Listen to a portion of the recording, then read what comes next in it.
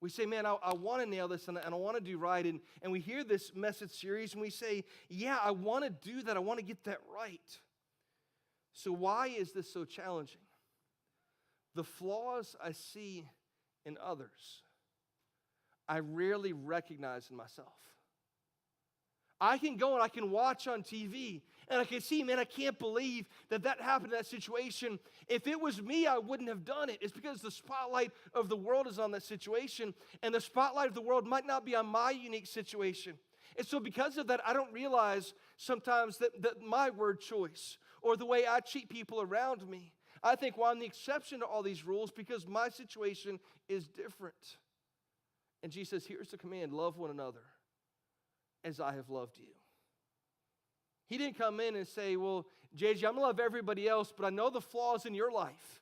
And so because of the flaws in your life, my love does not translate to your life.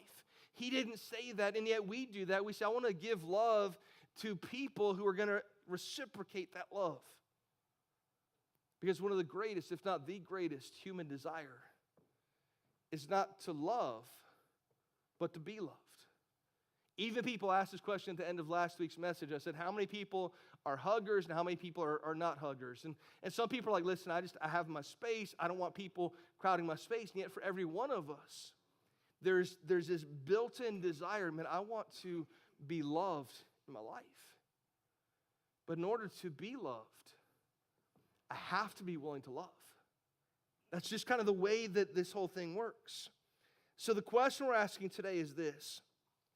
How do I love in a world that is becoming increasingly diverse, divided, distracted, and disconnected?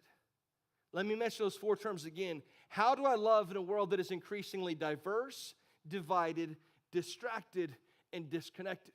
We see this and we say, this is not unique. This is the world that Jesus lived in.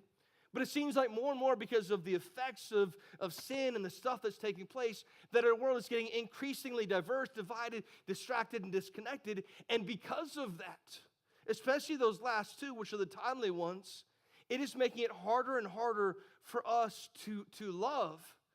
And in turn, it's harder for us to be loved.